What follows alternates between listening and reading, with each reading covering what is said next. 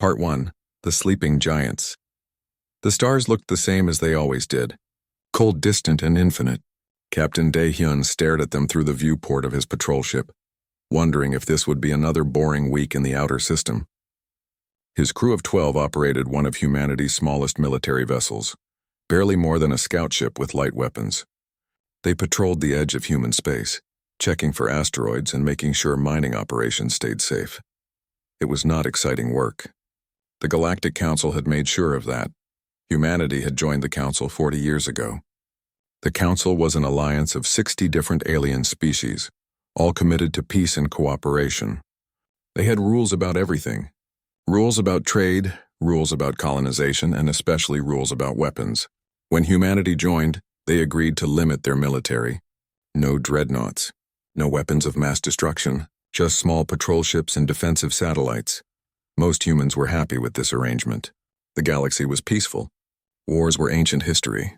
Why would anyone need massive fleets anymore? Dae-hyun had never questioned it either until today. His sensor officer, a young woman named Bo-ra, suddenly sat up straight at her console. "Captain, I'm getting something strange. There's an energy signature near the rogue planet we passed yesterday." Dae-hyun walked over to her station. "What kind of signature?" "I don't know. It's not natural. But it's also not showing up on standard scans. I only caught it because I was running a deep frequency sweep for fun." Bo-ra looked worried. "Should I report it to command?" Dae-hyun thought about it. Reporting meant paperwork. It also meant the council would send inspectors, and they would spend weeks asking questions. If it turned out to be nothing, it would make him look foolish. "Let's check it out first," he said. Set course for the rogue planet. The rogue planet was a dark, frozen world that drifted between stars. It had no sun, no heat, nothing interesting, just a ball of ice and rock floating in the void. The perfect place to hide something. As they approached, Bo-ra's scans became clearer. "Captain, there's definitely a structure on the surface. It's huge. How did no one ever find this before?" "Because it's cloaked," said their engineer, a man named Kwan who loved old military history. "This is serious stealth technology. Better than anything the Council allows." Dae-hyun felt his stomach tighten. If there was illegal technology this close to Earth, it could mean pirates, smugglers, or worse. "Prepare a landing team. Bo-ra, Kwan, you're with me." They took a shuttle down to the surface. The structure became visible as they descended. A massive installation built into a crater. It looked old but well-maintained. Landing lights activated automatically as they approached, guiding them to a hangar bay. The hangar was enormous, big enough to hold 20 ships their size. But it was completely empty. "This place gives me bad feelings," Bo-ra whispered as they walked through the silent corridors. Everything was clean, functional, but abandoned. Their footsteps echoed off metal walls. They found the control center deep inside the facility. And they found they were not alone. A woman sat at a central console wearing a simple gray uniform. She looked to be in her 50s with tired eyes and short black hair. She did not seem surprised to see them. "You must be from the patrol fleet," she said calmly. "My name is Dr. Hana. I've been waiting a long time for someone to find this place." Dae-hyun raised his hand in a peaceful gesture. "Doctor, this facility is not on any registry." "Can you explain what you're doing here?" Hana smiled sadly. "I'm doing what my family has done for 200 years. I'm keeping a secret." She stood up and gestured at the screens around her. "Captain, do you know what humanity was like before the Council found us?" "We were expanding into our solar system," Dae-hyun said. "Building colonies, exploring. Then the Council made contact and invited us to join them." "That's the simple version," Hana said. "The truth is more complicated. When we first left Earth, we went as warriors.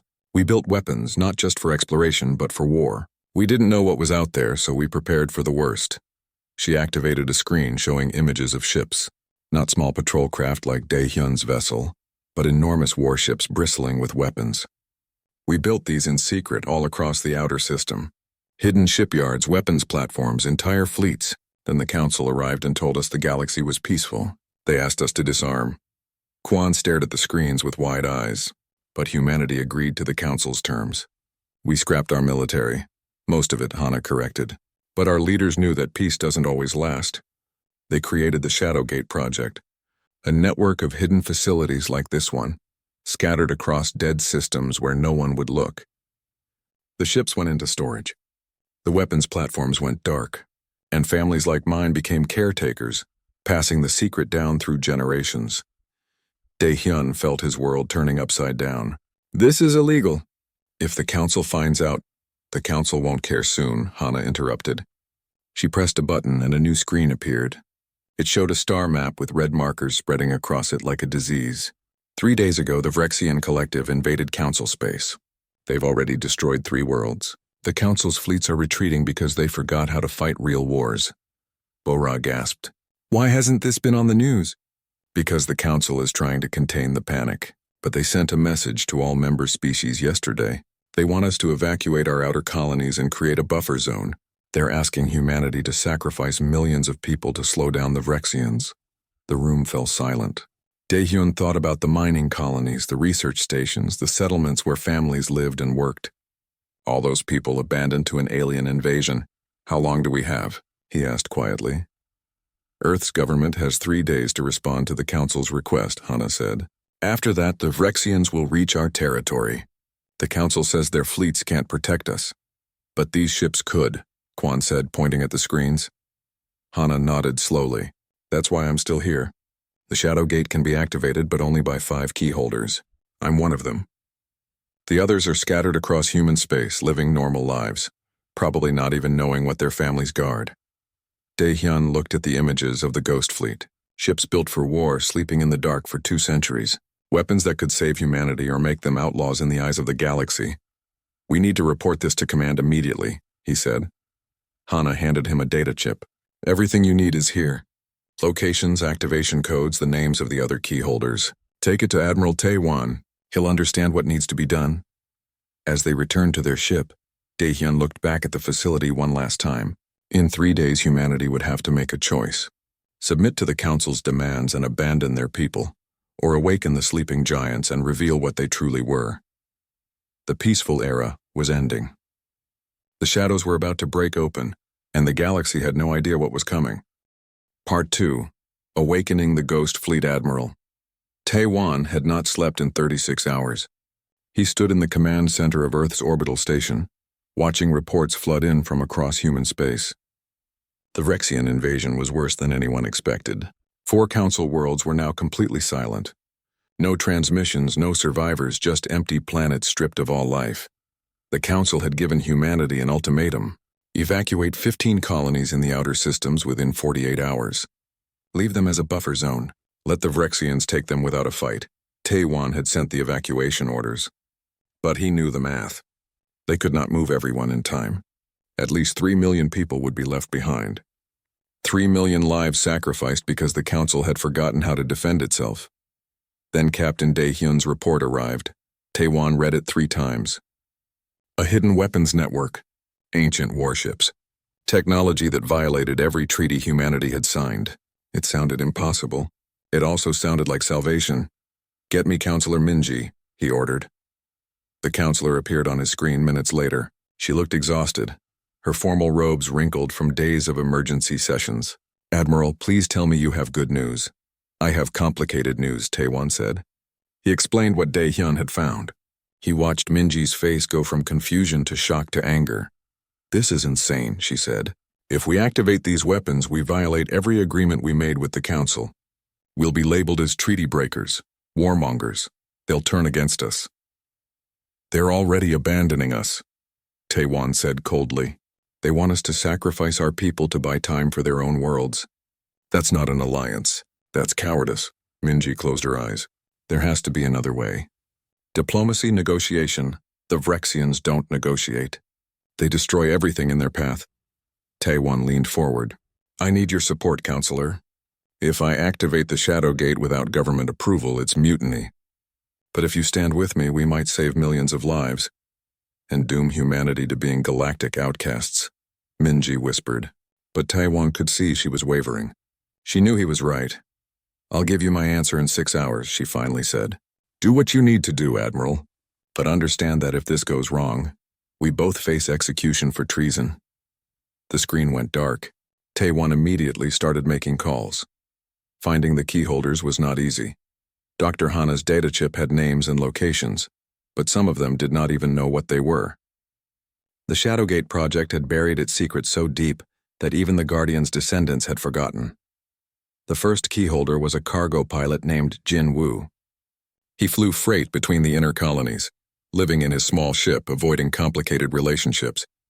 When Taewan's agents found him, he was hauling medical supplies to Mars. My grandfather mentioned something about a family duty, Jin Woo said over the video call, but he died before he could explain. I thought it was just old stories. It's real, Taewan said, and I need you at the Shadowgate facility in 24 hours. Bring the key. What key? Check your grandfather's belongings. There will be something unusual, something he protected. Jin Woo searched his ship's small storage compartment. He found his grandfather's old military footlocker. Inside, wrapped in cloth, was a crystalline device the size of his fist. It pulsed with faint blue light. Found it? Jin Woo said quietly. I'll be there. The second keyholder was easier to convince. Governor Yu Jin ran one of the outer colonies, the one scheduled for evacuation. She was a practical woman who cared deeply about her people. When Taewan explained the situation, she did not hesitate. If there's a way to save my colony, I'll do whatever it takes, she said. My grandmother left me a key in her will. I never understood what it was for. Now I do. The third keyholder was more difficult. Engineer Hyon had been dishonorably discharged from the military 5 years ago for questioning orders. He lived alone on a mining station, bitter and isolated. He did not want anything to do with military operations. The Shadowgate is a mistake, Hyon said when Taewan contacted him. I've studied the old records. The weapons we built back then were designed for total war, extermination. If we unleash that technology, we become monsters. Then help us control it, Taewan argued. You're one of the best military engineers humanity ever produced.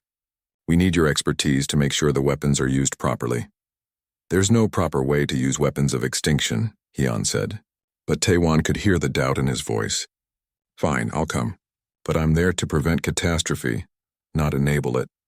The fourth keyholder was the strangest case. Subin was a xenoarchaeologist studying ancient ruins on a distant world. She had no military background, no connection to Earth's government.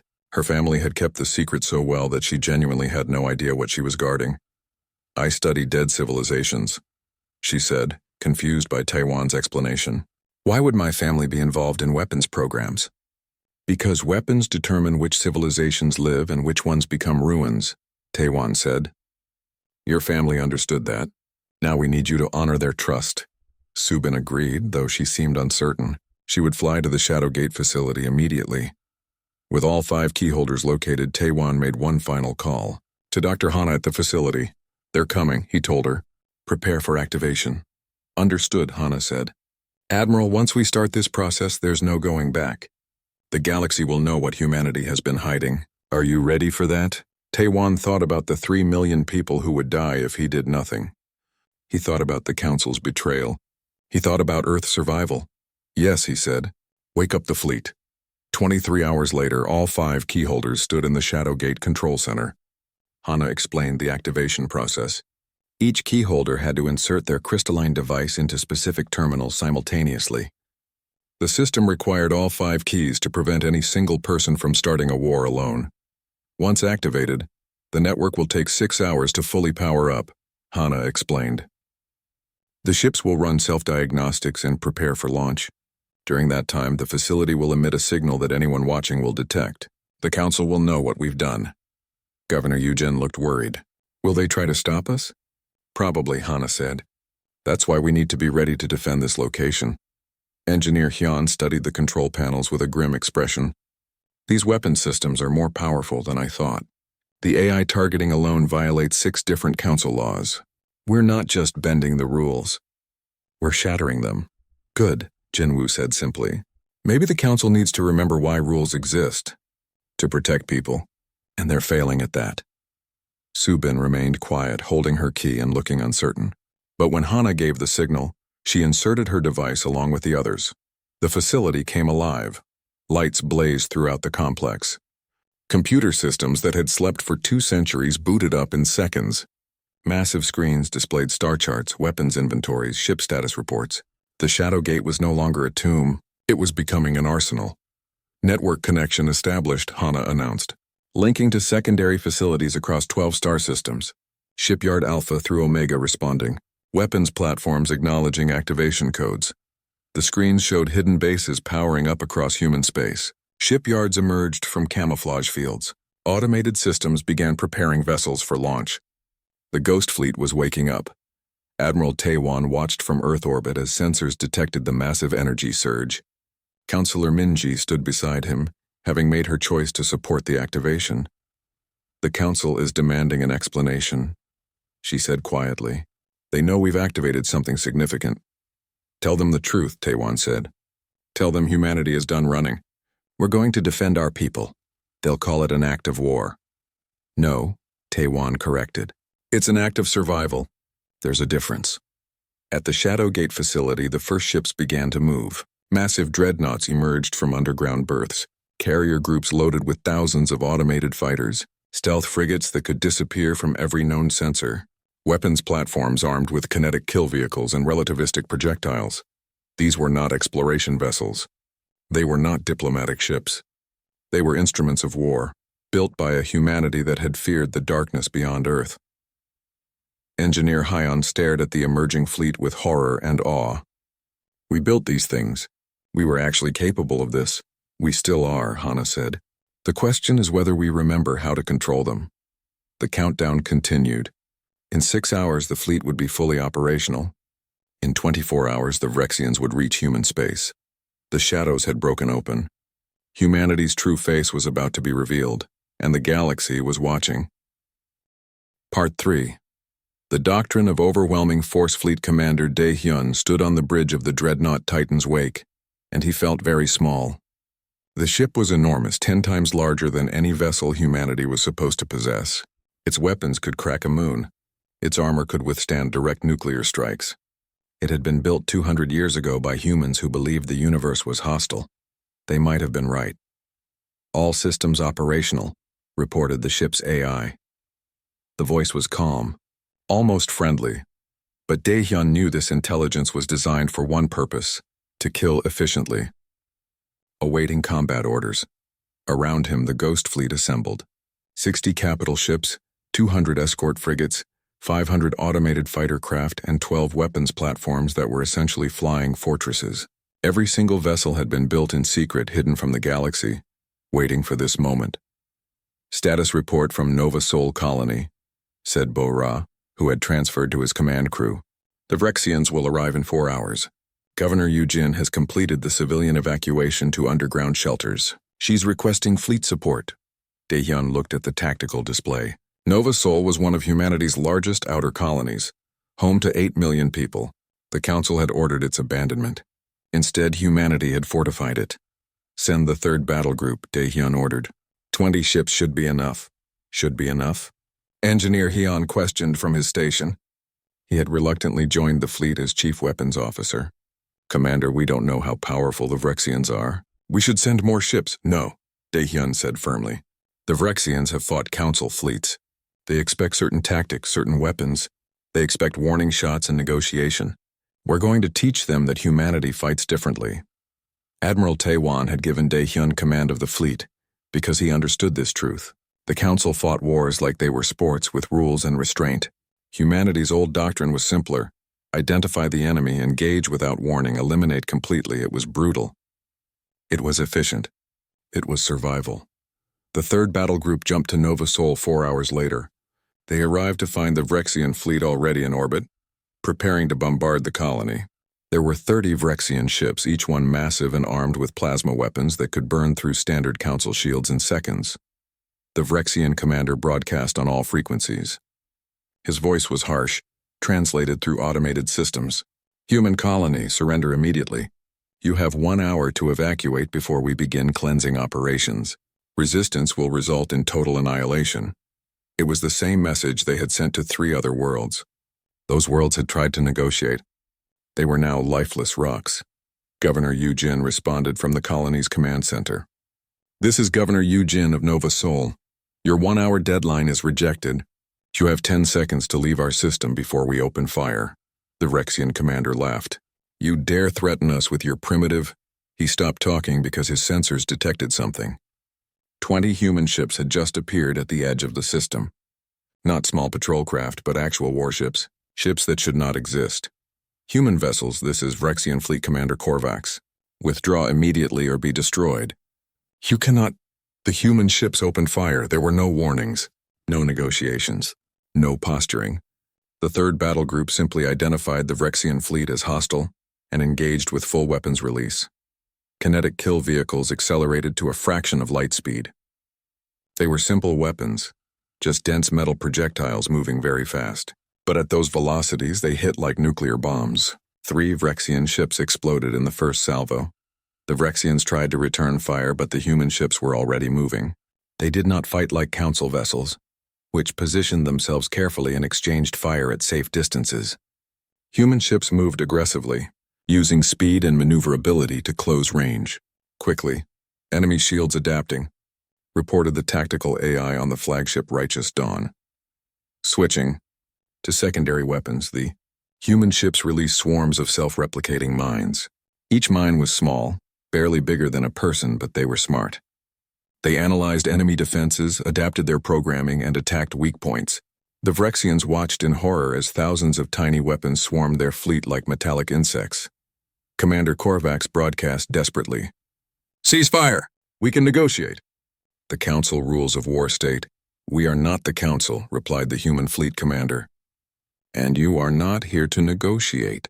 You are here to kill our people, so we are killing you first." The battle lasted 47 minutes. When it ended, the Vrexian fleet was completely destroyed. Not damaged. Not forced to retreat, destroyed. Every ship, every crew member eliminated with ruthless efficiency. The human fleet suffered minimal damage. 2 ships had minor hull breaches. No casualties. Governor Yu Jin stood in her command center, watching the debris field where the Vrexian fleet had been. She felt sick. She had wanted to save her people, but the violence shocked her. "This is what war really looks like," Engineer Hyan said quietly beside her. "This is what humanity built those ships to do. And now the galaxy will see what we are." He was right. The battle had been broadcast across Council space. Every species, every government, every citizen watched the footage. They saw human ships fight without mercy or restraint. They saw weapons that violated every modern warfare convention. They saw a species that had lied about disarming. The Galactic Council convened an emergency session within hours. Councillor Minji stood before the assembly, facing accusations from dozens of species. The chamber was enormous, designed to hold representatives from 60 different worlds. Right now it felt like a courtroom. "Humanity has betrayed the Council's trust," declared the Xelian ambassador, a crystalline being whose voice echoed like breaking glass. "They hid weapons. They violated treaties. They must be expelled immediately and their military dismantled." Other voices joined in, demanding punishment, sanctions, military intervention. But some species remained quiet. Some had watched the battle and learned something important.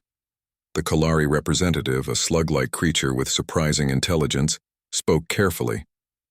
"The Vrexians destroyed 3 of our colonies. Our fleets could not stop them. The human fleet destroyed the Vrexians in less than 1 hour. Perhaps we should ask ourselves why we forgot how to fight effectively." "Because we are civilized," the Xelian ambassador snapped. "We do not build weapons of mass murder. We do not attack without warning. We do not survive," the Kalari interrupted. "The Vrexians are still invading.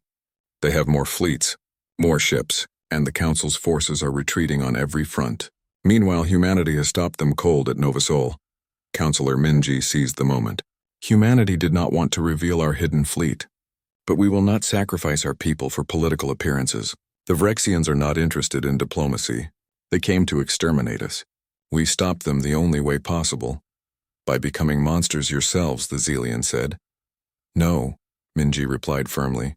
"By refusing to die quietly. There is a difference between aggression and self-defense. Humanity has not invaded anyone. We defended our colony against attackers who promised genocide. If the Council cannot understand that, then perhaps the Council has forgotten what its purpose is." The chamber erupted in arguments. But 3 species approached Minji privately after the session. The Kalari, the Terrene, and the Vosh. All 3 had colonies near Vrexian invasion routes. All 3 had been told to evacuate by the Council. "We want to discuss a private arrangement," the Kalari ambassador said quietly. "Your fleet, our support. Unofficial, of course. The Council does not need to know. Minji understood. These species were terrified. They saw humanity as the only force actually fighting back. They did not care about treaties anymore. They cared about survival. Meanwhile, in deep space, the Vrexian Collective received reports of the Nova Sol disaster. The fleet commander who had called for negotiation was already dead. The Collective did not tolerate failure, but the Collective leadership was not stupid. They had conquered 30 species. They knew how to analyze enemies, and the human fleet worried them. These humans fight like the ancient species, said the Collective War Master, studying the battle data. Before the Council domesticated the galaxy, they understand that war is not theater. It is extinction or survival. Then we will teach them extinction, his second-in-command growled. Perhaps, the War Master said slowly, but we will not underestimate them again. Send orders to the Grand Armada. All 7 battle fleets. We will crush the humans with such overwhelming force that the galaxy will never dare resist us again. The greatest military force in Vrexian history began moving toward human space. 3,000 ships. Weapons that could shatter planets. An army that had never been defeated. Back on the Titan's wake, Commander Da Hyun received intelligence reports about the approaching armada. He looked at the numbers and felt cold fear settle in his stomach. We cannot fight that, Bora whispered. Even with the Ghost Fleet, we're outnumbered 20-1. Then we find another way, Daehyun said. But he did not sound confident. Engineer Hyun approached him quietly. There is another way. Dr. Hana told me about it. Project Endmaker. The Shadow Gate's final weapon. But it's sealed for a reason. What kind of weapon? Daehyun. Part 4. Shadows and Consequences. Admiral Taewan stood in the war room beneath Earth's orbital command station, staring at the holographic display. The Vrexian Grand Armada was 3 days away from the Sol system. 3,000 ships moving in perfect formation, like a swarm of locusts coming to devour everything in their path. Humanity had fewer than 300 combat-capable vessels. Even with the Ghost Fleet fully activated, the math was simple and terrible. We cannot win this fight, said Commander Young-soo, one of Taewan's senior officers.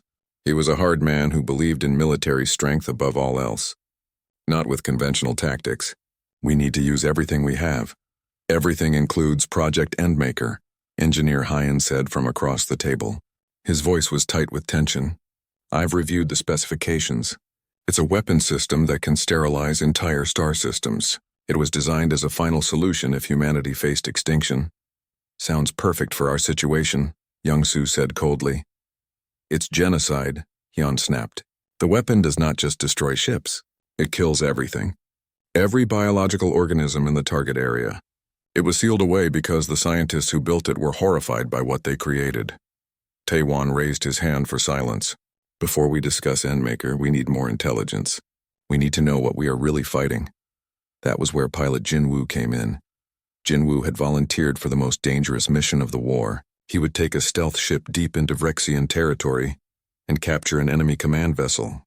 The intelligence they could extract might reveal weaknesses, or at least help humanity understand their enemy better. The stealth ship Ghost Knife was one of the Shadow Gate's most advanced vessels.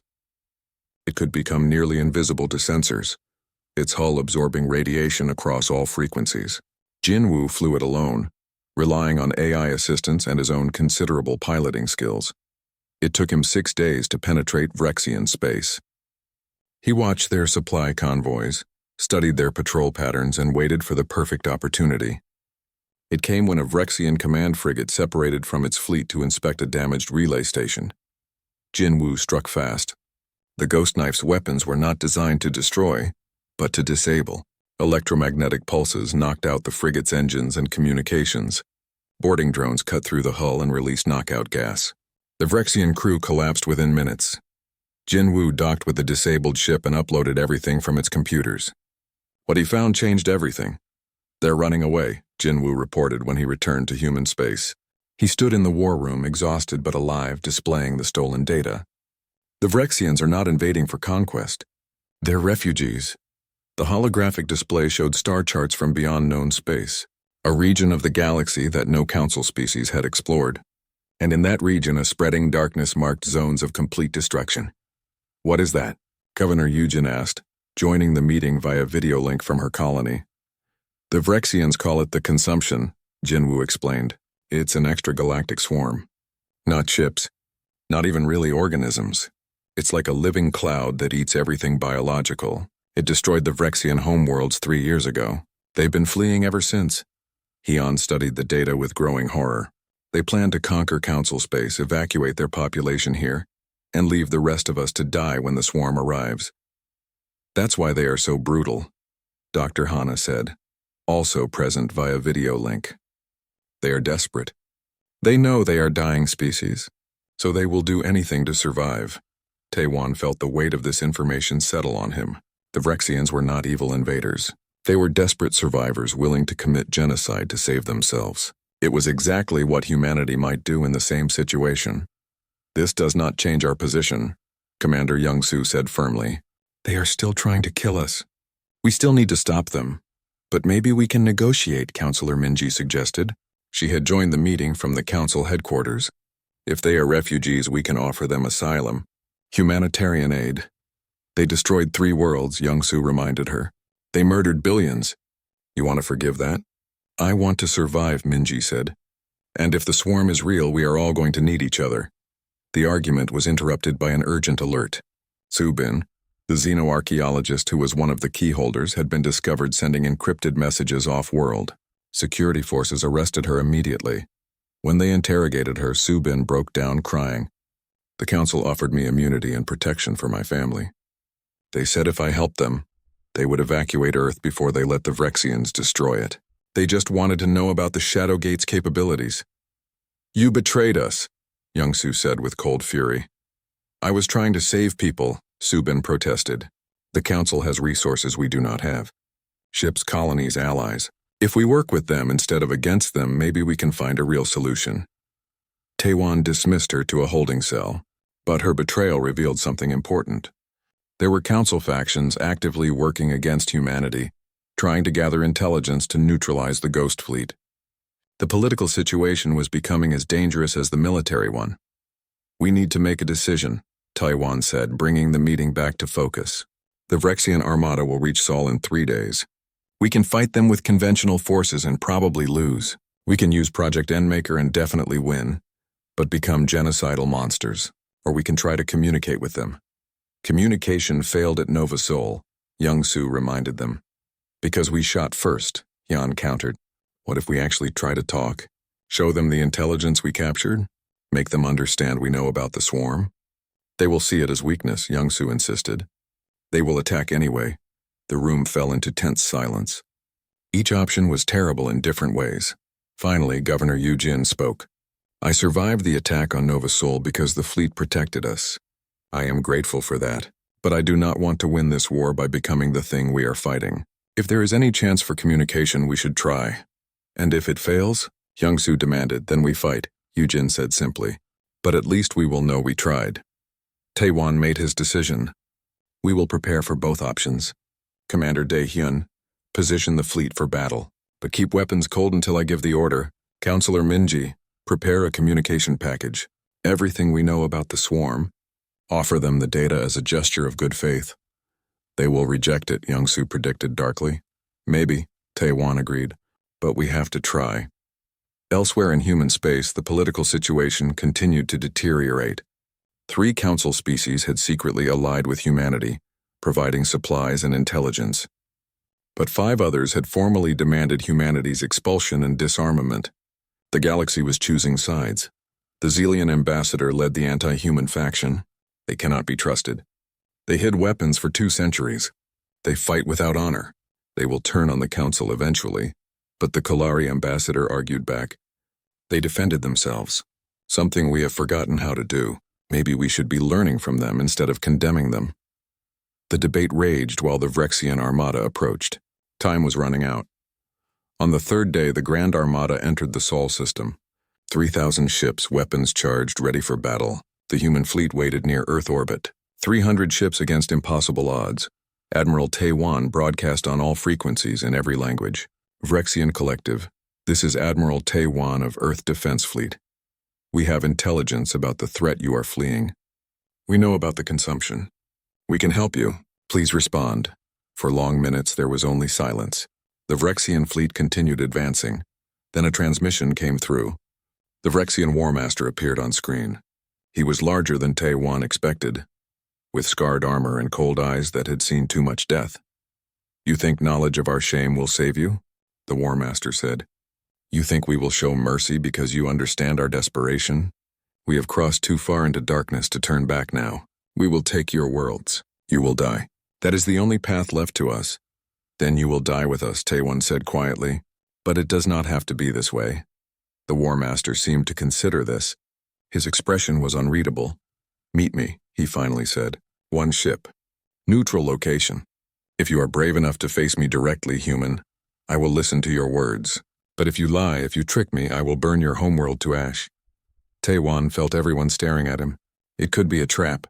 It probably was a trap, but it was also a chance, I accept, he said. "Send coordinates." Commander Youngsu exploded with anger. "This is suicide. He will kill you and then attack anyway." "Maybe," Tae-Wan agreed. "But I am the Admiral. This is my responsibility." He turned to Dae-hyun. "If I do not return in 6 hours, you take command. And you make the hard choice I am trying to avoid." Dae-hyun understood. If negotiation failed, he would have to decide whether to use Project Endmaker. Tae-Wan took a small diplomatic shuttle to the designated coordinates. The location was in the asteroid belt, equidistant from both fleets. The Vrexian War Master arrived in a similar small craft. They met on a neutral station, just the two of them, separated by a transparent barrier. No weapons, no guards. Just two leaders trying to find a way to avoid mutual destruction. The War Master spoke first. "Your intelligence about the swarm is accurate." Part 5. The gate breaks open. Admiral Tae-Wan took the Vrexian War Master to the Shadowgate facility. It was a risk that made Commander Youngsu nearly mutiny. Showing an enemy commander humanity's most secret installation violated every military protocol. But Tae-Wan believed it was necessary. Dr. Hana met them at the control center. She looked at the War Master with careful eyes, studying him like one might study a dangerous predator. "Welcome to the place where humanity hid its nightmares." The War Master walked through the facility, his armored body dwarfing the humans around him. He saw the ancient shipyards, the weapons platforms, the sleeping arsenal that had awakened to fight his people. "You built all this in secret. For 200 years you lied to the galaxy." "We prepared for the worst," Tae-Wan said. "We hoped we would never need it. But we were not willing to bet our survival on hope alone." Hana brought them to a sealed section of the facility, heavy blast doors with warning symbols in a dozen languages. "This is Project Endmaker, the weapon we almost used against your fleet." She activated a holographic display. It showed a weapons system unlike anything the War Master had seen. Not a ship or a bomb, but something more fundamental. A device that could manipulate matter at the quantum level across vast distances. "It creates a cascade reaction," Hana explained. "Once activated in a target zone, it breaks down the molecular bonds in all organic material. Ships, crew, everything biological dissolves into base elements. It spreads through space like a wave. We could destroy your entire armada in minutes." The War Master stared at the display. "This weapon could have killed us all. Why did you not use it?" "Because we are not monsters," Tae-Wan said quietly. "Or at least we are trying not to be. We fight to defend ourselves, but we do not commit genocide if there is any other option." "Your kindness will destroy you," the War Master said. "The swarm does not negotiate. It does not show mercy. When it arrives, this weapon will be your only hope." "Then help us," Tae-Wan urged. "Share what you know about the swarm. Combine your forces with ours. Stop fighting each other and prepare for the real threat." The War Master was silent for a long time. Finally, he spoke words that were painful for him. "My people are dying. We have nowhere to go. The council species called us monsters and refused to help us, so we became the monsters they feared. But you," he looked at Tae-Wan, "you defeated us at Nova Sol. You could have destroyed my armada, but instead you offered knowledge, understanding." He paused. "Perhaps there is another way." 3 hours later, the impossible happened. The Vrexian Grand Armada powered down its weapons. Not all 3,000 ships, but enough to show they were willing to try. The War Master broadcast to his fleet and explained the situation. Many Vrexian commanders were furious, but they obeyed. In the Sol system, Commander Dae-hyun watched his sensors with disbelief. "The Vrexians are standing down. Some of them are actually requesting permission to dock for negotiations. Bora checked her instruments 3 times. This has to be a trick. No trick, Daehyun said. He had received Taewon's coded message. The Admiral did it. He actually convinced them to stop fighting. But not everyone was happy with this development. Commander Young-soo approached Daehyun on the bridge of the Titan's wake. His face was dark with anger. This is weakness. We had them. We could have used Endmaker and eliminated the threat completely. Instead, we are negotiating with murderers. They are desperate survivors, Daehyun said, just like we would be in their position. That does not excuse what they did, Young-soo insisted. They killed billions. They need to pay for that. They are paying for it, Daehyun replied. Their entire civilization is dying. Revenge will not bring back the dead, but cooperation might save the living. Young-soo left the bridge in disgust. He started gathering support from other officers who shared his views. The idea of forgiving the Vrexians seemed impossible to many humans who had lost people in the attacks. At the Galactic Council headquarters, the emergency session had become chaos. Counselor Minji stood before the assembly with the Vrexian War Master beside her. It was the first time a Vrexian had appeared before the council without being at war with them. The collective requests asylum, Minji announced. In exchange, they offer complete intelligence about the extragalactic swarm and military cooperation against this threat. The chamber exploded with shouting. Some species were outraged. Others were terrified. The Xelian ambassador demanded that the Vrexians be arrested for war crimes immediately, but the Kalari ambassador stepped forward. We can debate justice later. Right now we need to discuss survival. If this swarm is real, it will reach council space within 5 years. We need every resource, every ship, every warrior we can find. You want us to ally with genocidal invaders? The Xelian protested.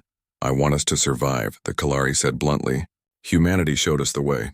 They defeated the Vrexians but offered cooperation instead of extermination. That is true strength. The vote was close, but it passed. The Galactic Council agreed to temporary asylum for the Vrexian collective in exchange for military cooperation. It was not forgiveness. It was not friendship. It was survival. Over the next 6 months, everything changed. The Council reformed itself, creating a new military structure. Admiral Taewon became Supreme Commander of the United Defense Fleet, with authority over ships from 30 different species. The Vrexian War Master served as his second-in-command, commanding the Vrexian forces that integrated with Council fleets. The Shadowgate facility transitioned from secret weapon to open military base. Dr. Hana became the Director of Advanced Weapons Research, working with scientists from across the galaxy to develop new defensive technologies. Engineer Hyan found purpose again. He led teams that combined human weapons design with Vrexian tactics and Council defensive systems. The ships they created were more advanced than anything the galaxy had seen. Pilot Jinwoo became a hero, training reconnaissance pilots from multiple species. His stealth tactics were adopted across the new fleet. Governor Yu Jin remained on Nova Sol, but her colony became a symbol of resistance and cooperation. Vrexian refugees helped rebuild the damaged areas, working alongside humans in an uneasy but functional peace. Commander Young-soo never accepted the alliance. He left military service and joined a radical group that believed humanity should have used Project Endmaker. They called themselves the Purity Faction and argued that humanity's mercy would doom them. But they were a minority voice. Counselor Minji became the Council's primary diplomat, building bridges between species that had been enemies. It was exhausting work. Many species still did not trust humanity or the Vrexians, but she persisted. 5 years after the Armada stood down, the sensors detected something at the galaxy's edge, a massive energy signature moving toward Council space.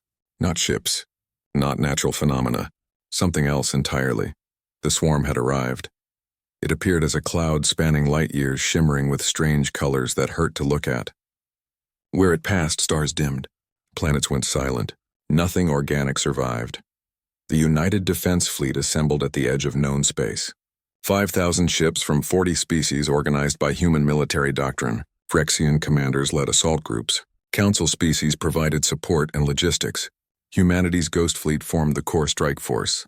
Admiral Taewon stood on the bridge of the Titan's wake, now the flagship of the entire fleet. The Vrexian War Master stood beside him, along with representatives from a dozen other species. This is what we built the Shadowgate to stop. Taewon said quietly. Not other species. Not each other. This, the real darkness beyond the stars. The War Master nodded. My people ran from it. The Council species would have been unprepared for it. But together we might actually survive. Dr. Hana's voice came through on the communication channel from the Shadowgate facility. All weapons platforms are online. Project Endmaker is armed and ready if needed. But let us hope we do not need it. Daehyun commanded the forward battle group. Bora served as his tactical officer. Kwan managed engineering across the fleet. Jin Woo led the reconnaissance wing. They were all in position. The swarm approached. It moved slowly, deliberately, like a vast creature feeding across the galaxy. The fleet opened fire. Kinetic weapons tore through the outer layers. Energy beams burned channels into the mass. Nuclear warheads detonated in brilliant flashes. The swarm barely noticed. It kept coming. It is adapting to our attacks, Yan reported from his analysis station. Conventional weapons are not enough. Taewon made the hardest decision of his life. Activate Project Endmaker. Target the swarm's core. The weapon activated. Unlike the clean destruction of normal arms, Endmaker created a void. A space where matter simply stopped existing. The swarm's core dissolved, and for a moment the entire mass seemed to hesitate. Then it began to fragment. The swarm was not one organism, but millions. And without the core to guide them, they scattered. Some fled back toward extragalactic space. Others tried to attack but were picked off by the fleet's concentrated fire. The battle lasted 3 days. When it ended, the swarm was broken. Not destroyed completely, but fragmented into manageable pieces that the fleet could hunt down over time. Taewon stood in the command center, exhausted but alive. Around him, representatives from dozens of species celebrated there,